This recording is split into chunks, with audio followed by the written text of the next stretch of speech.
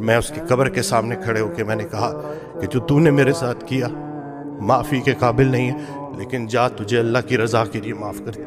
ایک خاتون میرے پاس آئیں، کچھ ان کے ساتھ بڑی زیادتیاں ہو گئی تھیں اور وہ دل میں نفرت لیے بیٹھی تھیں، اور جس کے لیے نفرت لیے بیٹھی تھی وہ فوت ہو چکا تھا۔ تو جب میرے پاس آئیں انہوں نے گلے شکوے کیے، تو میں نے کہا کہ حضرت واصف علی واصف رحمۃ اللہ علیہ ارشاد فرماتے ہیں کہ اگر اللہ قیامت کے دن تم سے پوچھے کہ پہلے کس کو جنت میں بھیجوں تو تم نے اس کا نام لینا ہے جس کو تم نے جہنم میں بھیجنا۔ 1 مہینے بعد جب لوٹ کے آئیں تو انسان بدل چکا تھا، چہرے پہ رونق، آنکھوں میں نور۔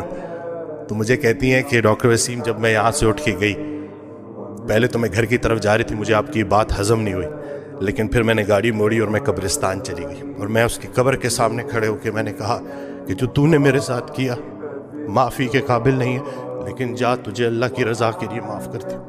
اور کہتی ہیں کہ اس رات میں اتنی میٹھی نیند سوئی کہ مجھے دوائی لینے کی ضرورت بھی نہیں پڑی۔ یہ جو نفرت ہے نا، ظرف دکھانا ہے، اور اتنی کوئی بڑی بات ہے ہی نہیں۔ مقصد بندہ ہے تو نتیجہ بھی بندہ ہے، مقصد اللہ ہے تو نتیجہ بھی اللہ ہے۔ تو سب سے پہلے تو ہم نے اپنی توقعات کو مومن کرنا ہے، زندگی مومن ہو ہی جائے گی۔ میں اس کی قبر کے سامنے کھڑے ہو کے میں نے کہا کہ جو تو نے میرے ساتھ کیا معافی کے قابل نہیں ہے، لیکن جا تجھے اللہ کی رضا کے لیے معاف کر دے۔ ایک خاتون میرے پاس آئیں، کچھ ان کے ساتھ بڑی زیادتیاں ہو گئی تھیں اور وہ دل میں نفرت لیے بیٹھی تھیں، اور جس کے لیے نفرت لیے بیٹھی تھی وہ فوت ہو چکا تھا۔ تو جب میرے پاس آئیں انہوں نے گلے شکوے کیے، تو میں نے کہا کہ حضرت واصف علی واصف رحمۃ اللہ علیہ ارشاد فرماتے ہیں کہ اگر اللہ قیامت کے دن تم سے پوچھے کہ پہلے کس کو جنت میں بھیجوں تو تم نے اس کا نام لینا ہے جس کو تم نے جہنم میں بھیجنا۔ 1 مہینے بعد جب لوٹ کے آئیں تو انسان بدل چکا تھا، چہرے پہ رونق، آنکھوں میں نور۔